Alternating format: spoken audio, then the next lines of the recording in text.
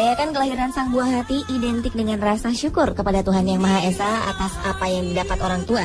Dapat dikatakan bayi merupakan simbol keberuntungan dan pengharapan orang tua untuk meneruskan generasi dan kehidupan mereka. Berbagai tradisi menyambut kelahiran bayi dilakukan di berbagai negara. Seperti orang Armenia, negara di perbatasan Asia dan Eropa ini memiliki tradisi unik dalam menyambut lahirnya seorang bayi. Perayaan tradisi turun-temurun ini bernama upacara Agra Hadik. Dalam bahasa Armenia, Agra berarti gigi, sedangkan Hadik mempunyai pengertian hidangan pesta yang disajikan untuk para tamu. Jadi, Agra Hadik dapat diartikan sebagai pesta rasa syukur orang tua saat bayi mereka mendapatkan gigi pertama yang dilakukan saat penjamuan makan malam. Dalam upacara ini mereka akan menempatkan sang bayi di lantai atau meja makan. Tempat ini dikelilingi dengan berbagai barang yang menjadi simbol suku dan kebudayaan mereka.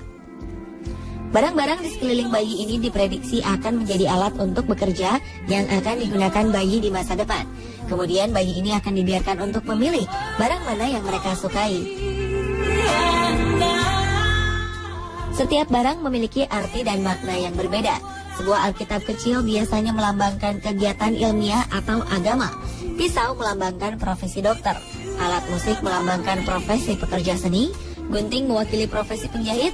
Pensil untuk menjadi penulis atau guru. Sedangkan uang berarti kelak di masa depan sang bayi akan bekerja di bidang keuangan. Dipercaya barang terpilih ini meramalkan masa depan bayi sesuai dengan profesi yang dipilihnya.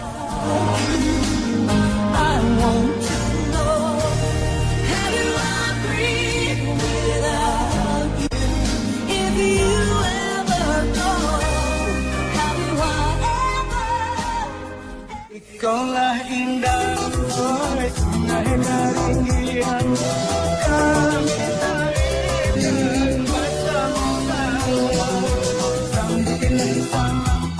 Di Indonesia juga terkenal tradisi untuk menyambut lahirnya seorang bayi, seperti yang biasa dilakukan oleh masyarakat Minang di Sumatera Barat. Upacara ini biasa disebut dengan tradisi turun mandi atau bayi bacungan. Tradisi ini telah berlangsung selama turun-temurun sejak zaman nenek moyang orang Minang. Biasanya tradisi bacungak diselenggarakan saat bayi berusia 1 minggu hingga kurang dari 1 tahun. Tujuan dari upacara ini adalah untuk mengenalkan bayi ke dunia dengan harapan sang jabang bayi kelak akan menjadi anak yang mandiri. Selain itu, orang tua juga berharap anaknya nanti akan berbudi pekerti yang baik serta mengenal adat istiadat tempat kelahirannya. Acara ini dipimpin oleh seorang tetua adat yang akrab disebut dengan panggilan Bunda Kanduang. Bunda Kanduang ini sendiri adalah tokoh adat yang dituakan di masyarakat Minang.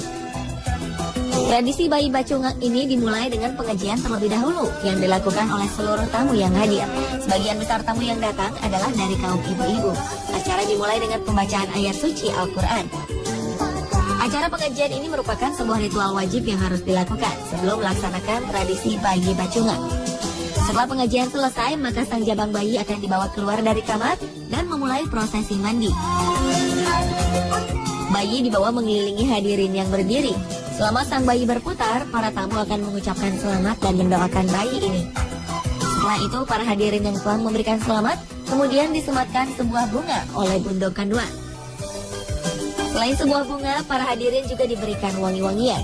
Hal ini memiliki makna untuk menghormati tamu-tamu yang telah hadir dan memberikan selamat kepada tuan rumah. Suasana pengajian yang begitu hikmat berubah menjadi riang ketika ibu-ibu menyanyikan dendang untuk sang bayi. Bayi yang telah dibawa mengelilingi hadirin ini pun bersiap untuk dimandikan di sebuah tempat pemandian bayi yang terbuat dari plastik.